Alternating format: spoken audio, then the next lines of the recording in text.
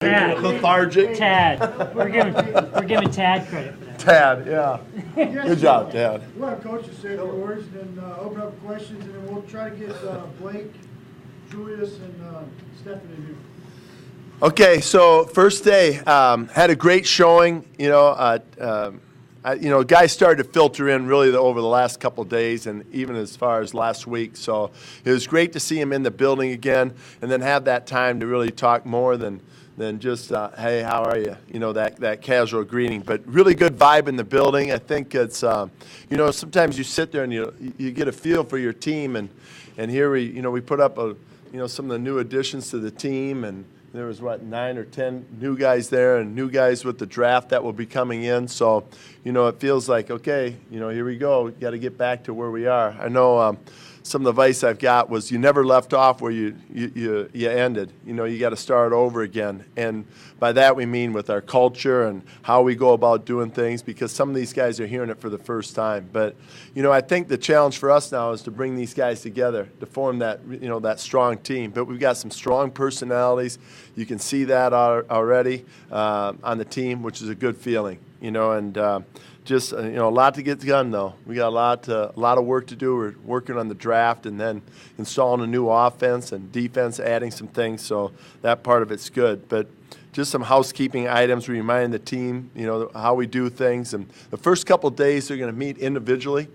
We don't start install for a couple of days here. They'll meet one-on-one with their coaches and get a chance to come up with their vision, areas that they need to improve, get better tapes or point of attack tapes, where guys that were here last year will watch tape with their coaches. But just that, getting an idea of understanding their role and what we're asking them to do. So it's a good time of the year. What was participation like? I know they don't have to be here, but just roughly, did you? I think it was pretty good. We'll get the final results. I think there's a couple guys that weren't here, but they reached out and called. One was had school. He's finishing up a final, so but they he should be here tomorrow. Did you want to say who they are? No. Okay. But you can probably guess. Well, I think, a couple messages. One, some of the same thing, just, go through our philosophy again. But then, challenge them. I think this offseason, our guys felt like they really need to make improvement. So along that lines was to have their best offseason. And just seeing guys, I was really impressed with the offensive line. They really came back in. Luke Joko put on, 13, 14 pounds. Brandon Linder is up close to 320. These guys, and they just, I think they have more mass to them. So I was really pleased with how that group came back. But a lot of guys, Jonathan Cyprian, Mercedes, these guys have come back, and I think they really took it to heart. And, I think there's guys that always do that. You just want the numbers up there. And, our message was there's no limit. We have no limits. And no limits on how hard we work, no limits on how fast we bring this together and form this brotherhood with the team, with some new guys coming in to add to what we've already built. And, it was more on that tone. When you got rookies, they got to go through all the draft process, the workouts, the combine and all that stuff. They really don't have the time that they had this past January, February, March to really kind of decompress and figure things out. Can you see a difference in your, experience? Do you see a difference? Rookies that we brought in? Yeah, from last year. Yeah, stuff, yeah. Do you see a difference generally in rookies when they don't have to deal with all that stuff? They're able to come in with more of a clear head type of thing? Yeah, I think so. You hope so. I know that idle time and some money always is two things that you're a little bit worried about. And but for the most part, we'll see after we get some of the results back, but it felt right. It felt like a lot of these guys made really good progress. And I'm sure there'll be some that didn't progress as much as they needed to. But overall, the rookie class I thought did a pretty good job. Telvin, Blake looks really good. Blake's dropped some weight, looks leaner.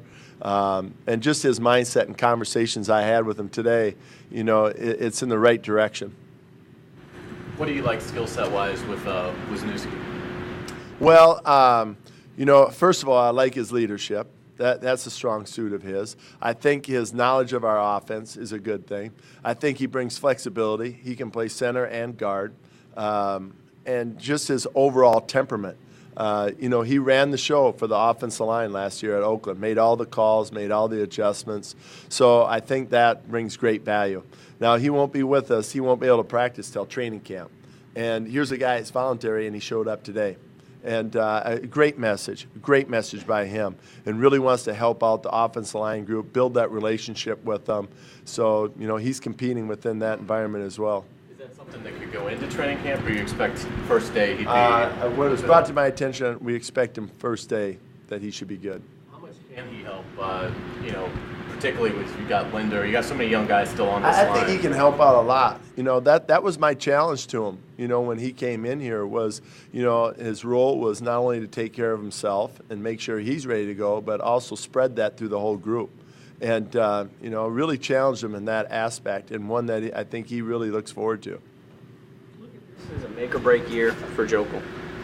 No, that's not how we talk. It's more, hey, you need it. I think you felt like, it's like Blake. He went through this year, and he went into the offseason, and he said, okay, I know what I need to get right. I need to talk to guys like Drew Brees. I need to, throw with guys like that. I need to visit with some other people and come up with a routine. And some of the areas that I felt I was weak in during the season, I need to turn those into strengths. And I think Luke, it feels like that's the same for him because it was his first full year. Like, okay, I played left tackle. I understand some of the things I need to work on. I'm going to go get that right. Our coaches were talking about his vision, and, we got to work with him with obviously pass sets and things like that, but his overall leverage. But it's not where last year we were talking about his strength. Hey, let's get your strength right. We got to work on that. Well, he did a great job in the offseason, so now it's getting into more of those technical things. So, we look for him to make a good jump this year, but make or break, we don't talk like it in those terms. That first 2 years was always we talk about wins, we talk about improvement. Is that the same this year? Yeah, it's the same thing.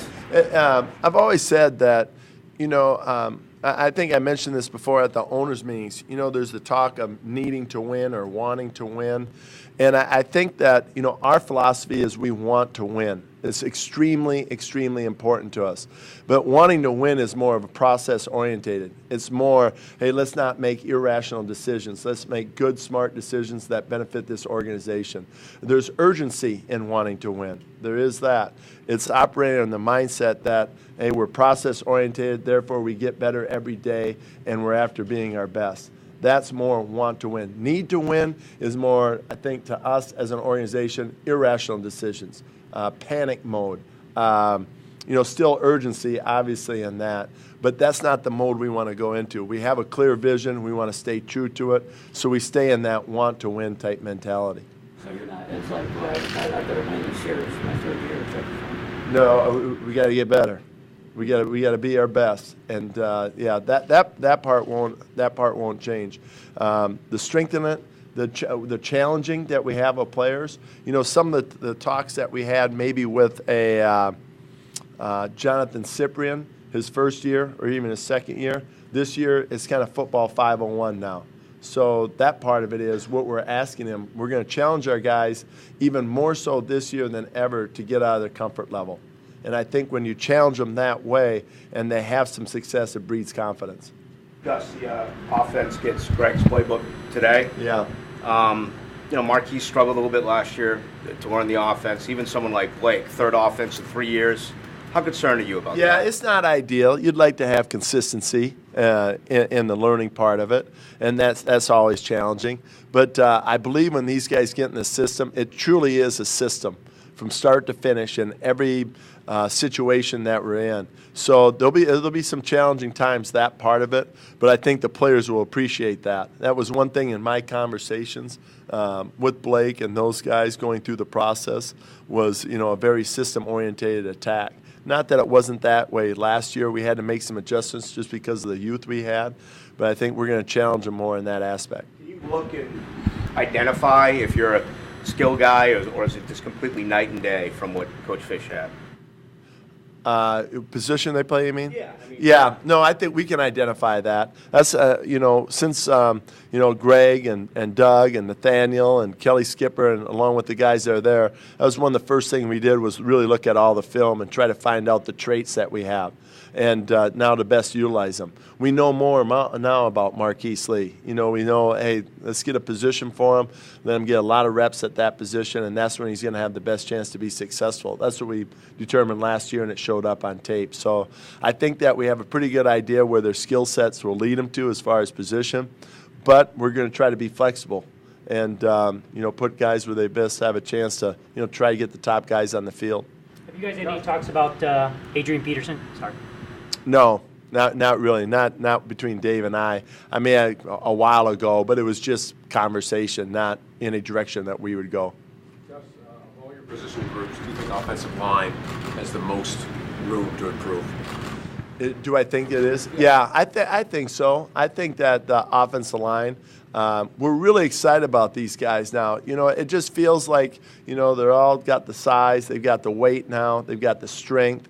So we feel like, and their mindset, I think that it kind of stung them at times last year, and they're coming back with just a completely different mentality. I think, as far as an overall group that really took this offseason and really improved just by the way they walked in and some of their testing results, I feel like that is a group that we could see that. Can this team win with an average offensive line? And by average, I mean really average, like right in the middle in terms of the NFL. Well, I think if that average offensive line can protect the quarterback and, you can establish a run game with it, that's the things. I think that, you can be successful without an elite, great offensive line. I do believe that. If you got good skill set around it. What was Olsen's feedback on Wisniewski when you talked to him about it? Really liked him. I give credit to Wiz. I mean, he definitely had a plan. He was going to go on all of his visits. He had quite a few visits, and I know we were one of those, and his thought process was he was going to check things out and really try to find a good fit for him. And fortunately, he came back to Jacksonville. So, and I'm sure that, having worked with Greg and Kelly Skipper and understanding what they're about and kind of the system he's getting into. But I also think that what we challenged him on, as far as leading in that process, how we saw him and his role, I think that's something he came back to and really gravitated towards. What specifically did Greg like about him? I think his play, that he really had total command of the offense, really took charge for the offensive line, leadership.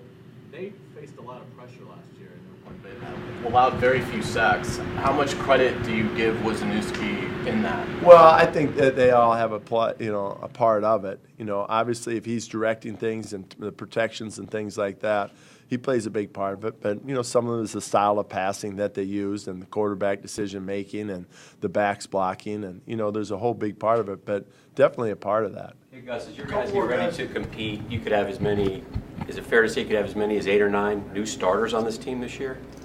You know what? I never sat down and looked at it like that. I just feel like we've improved. And, obviously you get some guys in free agency like a Julius Thomas, and you think, well, you kind of pencil him in as a starter.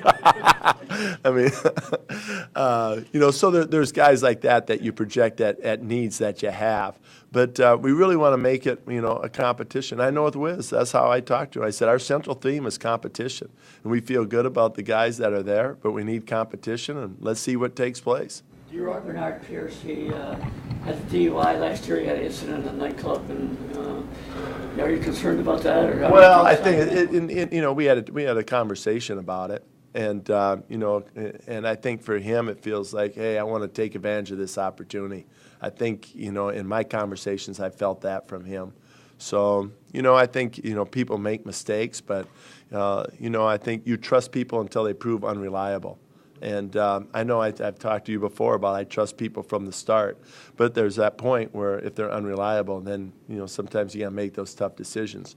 But now, just in my conversations, hopefully he's learned from it and wants to take advantage of this. Finish up with D-Rock. What kind of reports or feedback did you get about Blake or from Blake about the improvements he made mechanically, the stuff that you guys wanted him to work on? Well, he really feels good. That's why my conversation with Nathaniel and Greg were saying he feels really good about his offseason, and that's a good sign. You know, don't deter that or don't take away from that. He feels good. Let's add to that.